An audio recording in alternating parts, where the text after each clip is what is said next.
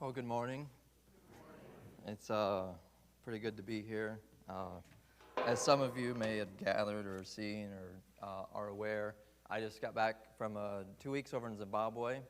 For some of you that don't know me, this is my home congregation, and I love this place. But I was called to go somewhere else, so I joined the mission, Hippo Valley Christian Mission, and it's been a great experience so far with the things I got to do, and of course now being able to go to Zimbabwe, spend time there, and getting to know our team over there, getting to see the things that we're doing on the ground, and have a deeper understanding of what I'm doing on the U.S. side and how it's being impactful on Zimbabwe soil.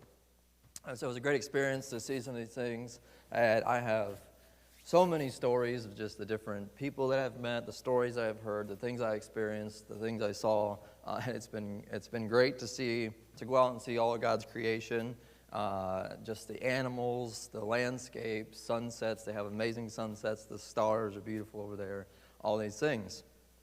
So when I went, I was like, one of the things I want to capture is a nice, beautiful African sunrise or sunset. I heard they're beautiful. I'm like, I got to see them for myself. So I went out one night, and I was walking around trying to find the right space, the right spot to take this beautiful time lapse of the sunset. And so I go out, and I kind of go outside. There's barbed wire fence around the property we were at, keep the goats in and things like that. So I go out on the outside. I'm like, oh, I found this little mound. I'm like, sweet. So I set my camera up. I'm sitting there watching, reclining back, watching the sunset. And so the next morning, I do the same thing. I said, I want to watch the sunrise. So I go out. Found another mound out in the back of the property this time, facing the other direction. And again, set my camera up, and I'm just reclining back, just enjoying the sunrise. Come to find out, later that day, those mounds were black mamba dens. So here I am reclining on death's door pretty well. But they're like, oh, it's okay, because they're only out at night. Well, I'm out there as the sun's going down and before the sun's up, okay? And so I was flirting with death a few times with that one. And Job 33:22, the New Living Translation says it best. They are at death's door. The angels of death wait for them. That's how I felt after I found that out. I was laying at death's door, and the angels of death were just waiting for me to be there just a little bit longer. But seeing some of the things, I got to visit lots of schools. We have 28 different mission schools that are under our umbrella with Hippo Valley. To kind of give you a brief overview of Hippo Valley. Been around for almost 70 years now, and done so much. We have, like I said, 28 different schools in the area, in rural areas, in the cities and things like that, that we have over 20,000 students attending these schools. We have a private high school, premier high school we just built, and we're continuing adding on to and things like that to make it one of the best boarding schools in the area or all of Zimbabwe. We have a college right now that we're able to support up to about 120 students, and we're planning on setting things up here in the beginning of this next year to be able to send American students to go to Zimbabwe and go to school to be missionaries, go to school to learn preaching, and all these things. So we're getting the program set up for that to be able to have American students go into the mission field and learn about missions in the heart of mission land. So that's a pretty awesome thing we have going there. There's so much. We have a children's village, Treji Christian Children's Village. We have about 38 orphans there right now. These are kids that come from terrible situations, whether they don't have parents or the parents abandoned them or just a bad situation had to be pulled out. It's kind of the same as Woodburn Christian Children's Home around here, but in Zimbabwe. But the schools, visiting these schools and seeing some of the things that they face, it was a very humbling experience to go in and when you go there, you just want to fix things. You see things like, what do we need to do? Let's fix it. And what is it that you're struggling with? And to see, I got to talk with one of the headmasters and walk around this school and seeing the things that they were dealing with. You know, some of these kids are laying on the floor during class. They don't have desks. They don't have running water. They don't have electricity. Their chalkboards are falling apart. They're broken off the wall. There's holes in the floor and the concrete. All these things, and I see all these things like, I need to get in here. We need to do this, this. I want to fix all this stuff. So I asked him. I said, what's the biggest priority? What's your biggest need? And the thing he says, he's like, the biggest need that we have that's most important to us right now is a proper roof. Proper roofing that doesn't leak. That's not going to break at any time. The rafters are broken. And here I am thinking, these kids we need to make sure they have paper and pencils and all these things. But he said the biggest need is a roof.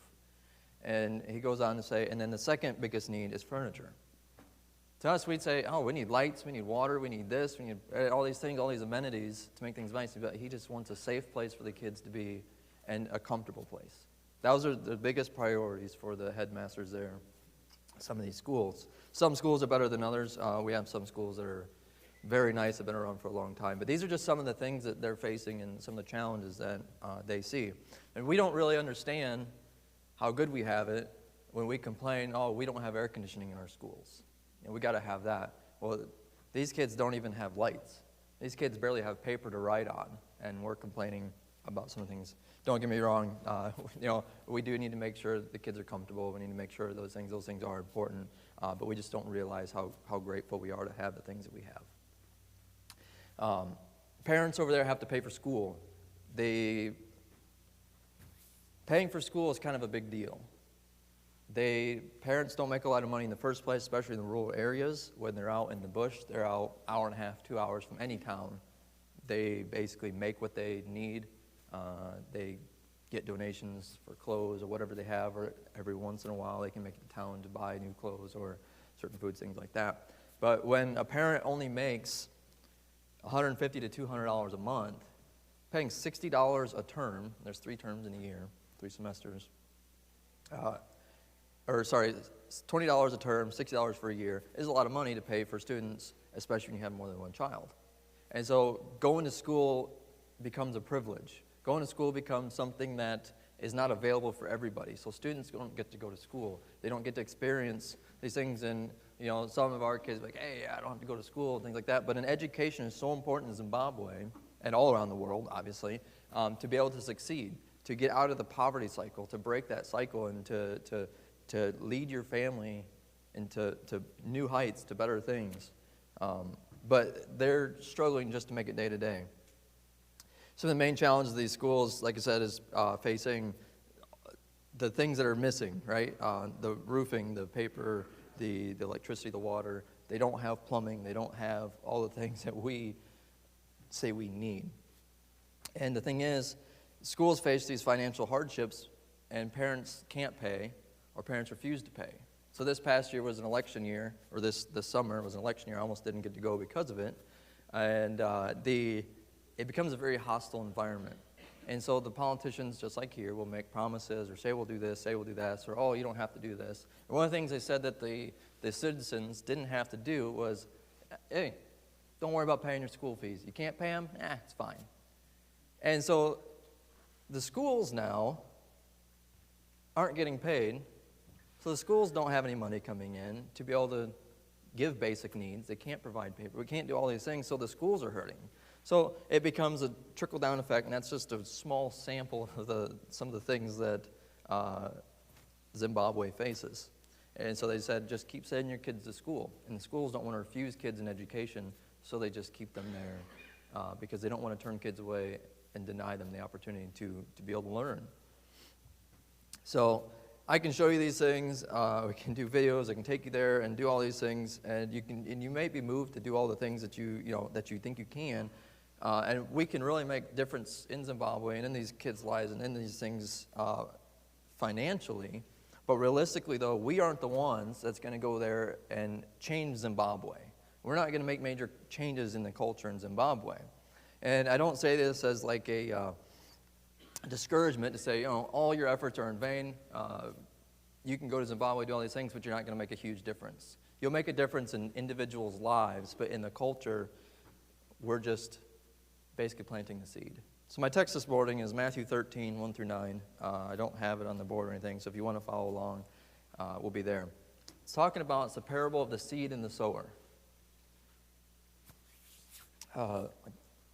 Verse 1 says, that day Jesus went out of the house and was sitting by the sea, and large crowds gathered to him, So he got into the boat, sat down, and the whole crowd was standing on the beach.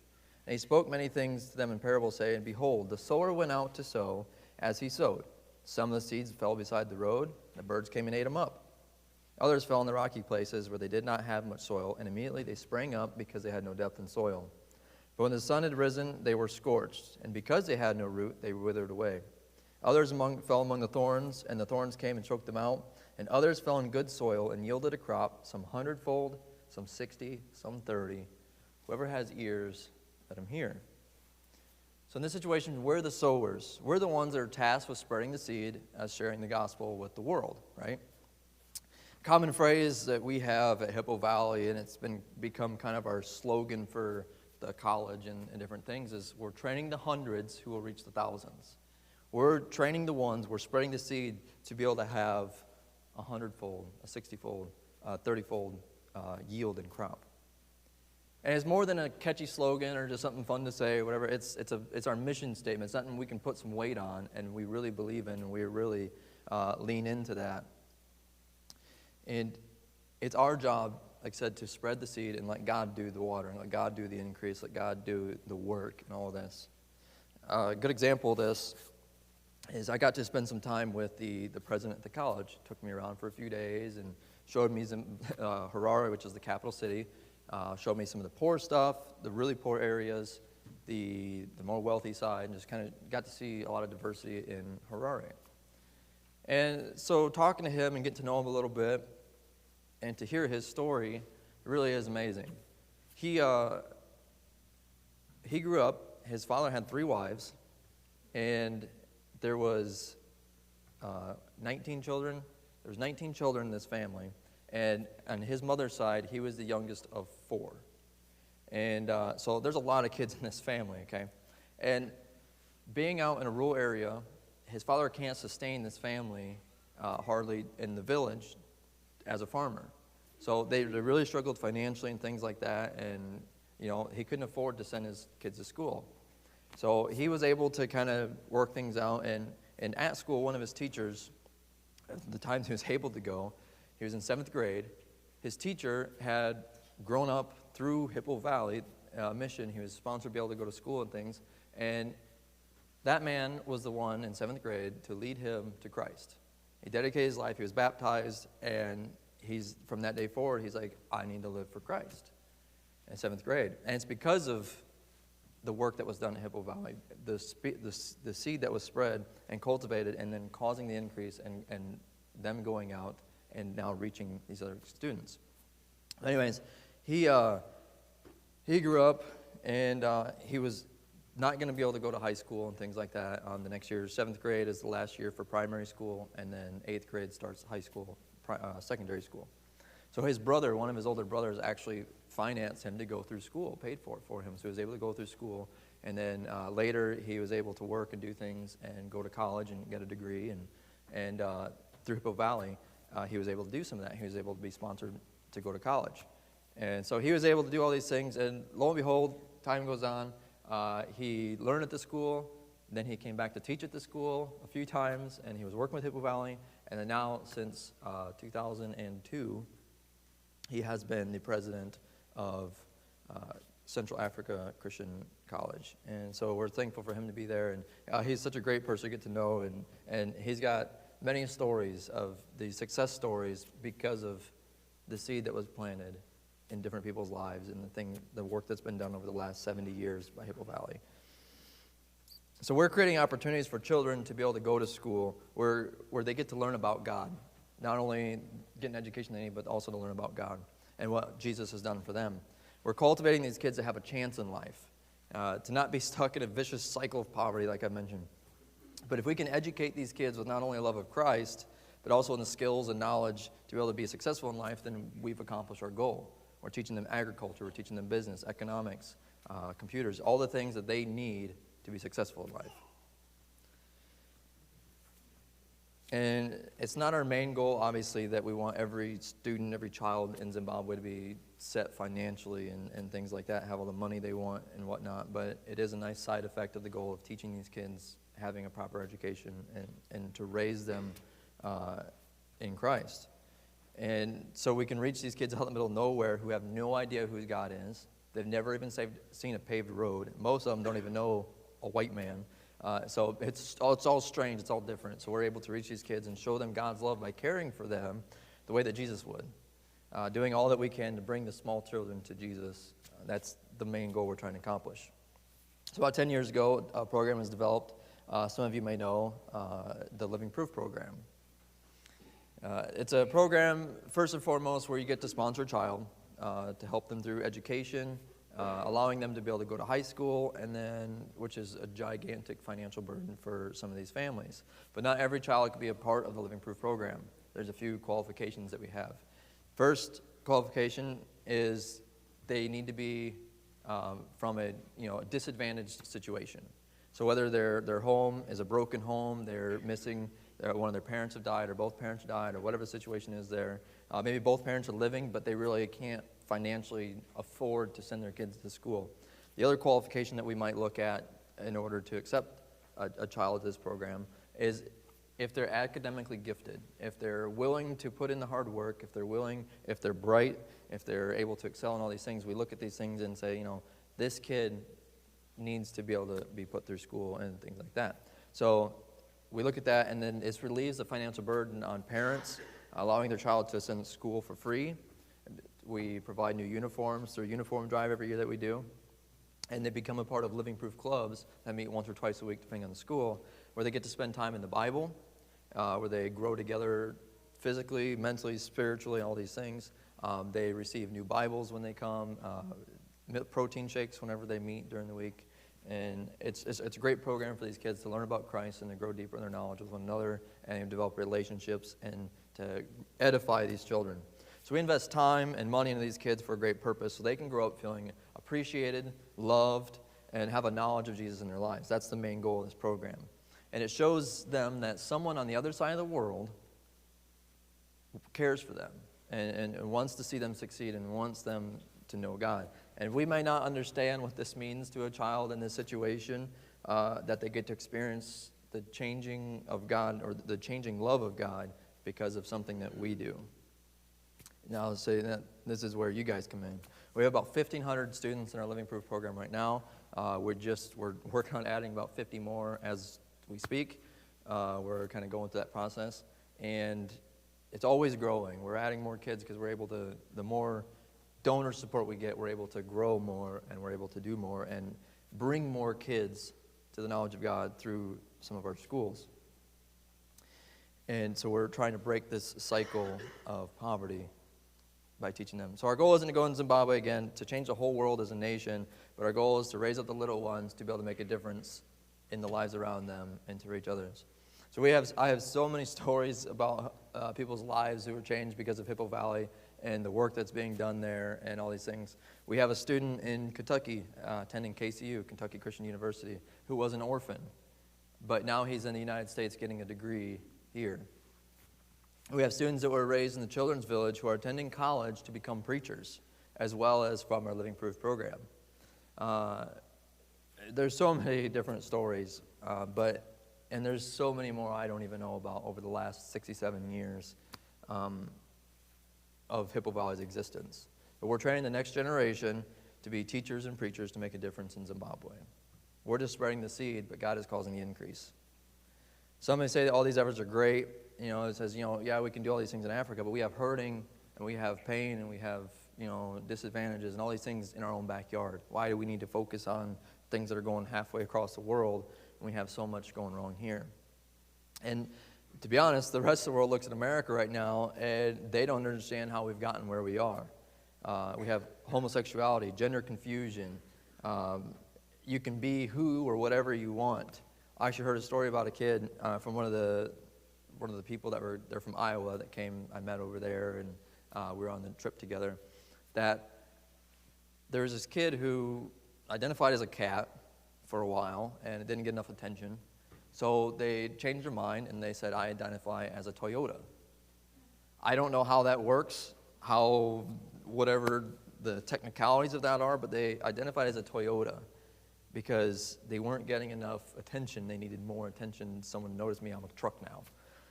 Whatever. My point is this, though. America used to be the epicenter of Christianity, but experts in the field say that America's not going to be the epicenter of Christianity for too much longer. Whether it's by our faults or by God's plan, it's projected by 2060 that sub-Saharan Africa, the bottom half of Africa, will be the epicenter of Christianity. About 40% of all the world's Christians will be located there. And now it may not be directly because of what Hippo Valley is doing or anything like that, but we certainly hope to be a big part of the reason that Christianity is growing and is thriving and is the epicenter of Christianity in Africa. We're not too proud to say, that we did this. This is our accomplishments, the things that we've done. But America always seems to be the missionary nation. We're the ones like sending out everybody into the world and say, oh, we're going here, we're going here, we're going here, because we're known as a wealthy nation, right? We help all the poor and faithless nations, and Zimbabwe is one of those nations that we would send missionaries to. What we're doing there is trying to get Zimbabwe to a place where we're no longer sending missionaries into Zimbabwe, but we're training the missionaries, the preachers, the teachers to go out of Zimbabwe into the neighboring countries and out into the rest of the world, and Zimbabwe now be a missionary nation. We're training and sending them out into the world. Like I mentioned before, through education and the practical side of things, and more importantly, the spiritual side of things, we're trying to raise up those who make a change in Zimbabwe. Like I mentioned before, in our children's village, we have about 38 kids from various backgrounds. We have children who had suffered from abuse in various forms. They suffer from neglect by their parents. We even have some who have no idea who their families are. They were just dropped off. They are true orphans with no way to trace who they are. We have a teacher in our private high school who was raised in the village from age 9, and now he's a teacher. There's a politician in Zimbabwe who was raised an orphan in our village, and now he's making great changes in Zimbabwe. There's even someone who was raised there at the village who is now a social worker in a town just a few hours away because they felt so impacted by the work that was being done there that they now want to do the same thing for other kids in other areas. They're doing the exact same thing that they got to experience. These are the stories, these are the seeds that were planted and are sowed by God, and now we're producing a crop 30, 60, 100-fold. The effort that was put in from our side of the world and the boots on the ground in Zimbabwe, in our schools, in our village, are the reason that these great testimonies are there. Instead of, these kids have every right to play the victim. They have every right to say, oh, I was born into a bad situation, I'm just an orphan, woe is me, I've got nothing, and blame everything in their life on their situation, their past. They didn't let that happen. The children that have been there, we can't even hold a candle to the things that they have experienced, the things that they go through. But, there's a saying, no matter how bad we think we have it, there's always somebody who has it worse, and it's very true. One of the profiles of a few of the kids, when I started kind of looking into the village and seeing some of the things, there was a couple of girls who had to sit there and watch. They watched their mother kill their father. And then they had to go to court and testify against their mother. So they were brought to the village to be taken care of, and they didn't let that be the excuse for the things they were able to accomplish. They didn't let that be a crutch. They were brought to the village and they were showed love. They were taught that they are loved. They were grafted into a family that cares for them and their future. And they want nothing more for them to see the love of Jesus and be the light that guides them. When a child is permanently at that village, they aren't just an outcast or, they're just brought in, a disease that's brought in. They are grafted into the family, just like we're grafted into the family of Jesus, right? They have a purpose. Their concerns are heard. They're loved by their brothers and sisters just the same. When you go there and you see this big family, you see a sense of camaraderie amongst them, which is just, it's very cool to experience. And these things, don't happen overnight, as you can imagine. These children just don't open up right away. These children, they have hurts. They've been abused. So they're afraid to open up and let other people in, and they're afraid to talk to you, and they don't look you in the eye, and they don't want to experience these things. But when you start showing them a little bit of love and a little bit of care, they open up. I was able to, I'm not very good at it or anything like that, I'm not very sportsman, but I was able to kick the soccer ball around, play a little bit of volleyball with these kids, and just the joy and the smile they had on their face when I was playing with them, and they really opened up to me, just because I was able to spend a little bit of time with them and just show them a little bit that I care. There's a big hill down in Tredsey, which is where the children's village is. Just a couple-minute drive. So we go there, and they're like, oh, we're going to climb the top of this mountain, and we're going to watch this giant hill. We're going to watch the sunset, and we're going to take some of the middle-aged kids from the village. We're going to go up there. So sweet. And so we're hiking. I mean, this thing, it's steep, okay? I mean, we're walking up the grade. I'm like, oh, it doesn't look that bad. And you start climbing and climbing and climbing, and it's rough, especially for people like us who are not hikers. We're not used to that type of thing. And so it was rough. And so I'm trying to like, come on, guys, we got to go. I want to see the sunset, and I'm excited and all these things. So we're going up this hill, and this little boy I had spent a little bit of time with, as I'm walking up, I'm trying to encourage him to go. He grabs my hand and wants to hold my hand and help him get up that mountain. And just that, as soon as he grabbed my hand, a spirit of like, it was just this overwhelming sense of like, this kid now, I've created this relationship with this kid. And he opened up enough to me where I'm a safe place. He finds safety with me. He knows I'm secure. He knows I want to help him get through these things. So I held his hand. I dragged him up the mountain with me, and we made it up there. His name's Alfred. But these kids come from places where there might not be a father figure or someone who cares for them. And I just spent a little bit of time with this boy, and he opened up, and he trusted me enough that he knew I cared for him and to help him up this small mountain that we're facing. I had the opportunity just the other day, Thursday morning, to interview a young man named Fabian. He's at the college. He was one of the boys raised in the village, and now he was carried through by Hippo Valley this whole time, was able to go to school, and now he's able to attend college. And when interviewing him, I asked him, what was one of the greatest things about the village? And he says it felt like home. It felt safe, and he felt loved when he was there. And so to hear that, not coming from the moms there that take care of these kids, but the actual kids that grew up in the village saying, I felt loved, I was a part of a family, they loved me as their own child, it was amazing. And all these things that a child needs to grow into a responsible adult, he was able to experience them and mold him into the person he was there. And because of his upbringing, he now has a desire. He says, I want to preach the word, but I don't want to be behind a pulpit. I want to be in the world, in people's homes, wherever I can. He studied journalism because he says he wants to be the voice for the voiceless, caring for them, blessing them however he can, sharing Jesus with them, and then sharing their testimony with the world. And he said he wants to go around and record people and do all these things. And it kind of resonated with me because I like doing that kind of thing. And it impacted me. But one statement he said, it was off camera, but one statement he told me before I walked away, he said, I was nothing before I was taken into the village. I was nobody. I was going nowhere. Hippo Valley changed my life, bringing me to Christ, and now I'm somebody. I'm somebody in Christ because of the things that they're doing there. He said, it changed my life, and now I want to do that with other people. I want to change lives because of what was done for me. And he said Christ was shared with him, and he wants to go share Christ with everybody, the needy, just the same as it was with him. And because the hope that he was giving, it literally changed his life forever. It changed the direction of his life. It's just awesome. So I expected to go to Zimbabwe, and I knew I would have a different outlook on life and the mission and things like that, and maybe some of the culture, the things, how they do. But I had no idea the relationships I would develop with all these different people. Between meeting people at the top of this small mountain. We climbed to the top of the mountain, and there's a guy up there. He just comes up, and I said, hey, how are you doing? He's go good. And he said, I think I've seen you somewhere. I said, yeah. He said, yeah. You're at the children's village today, right? I said, yeah, I was. He's like, oh, one of my kids go there. I said, oh, that's cool. And he said, we got talking, and see, I'm from America and all this stuff. And he's like, oh, and from Hippo Valley Christian Mission. He's like, oh, I'm a preacher in the Church of Christ. I said, really? He's like, yeah, just down the road here. And so got to know him, and his name is, he goes by Shepherd. That's his last name. I cannot remember his first name, and nor would I be able to pronounce it.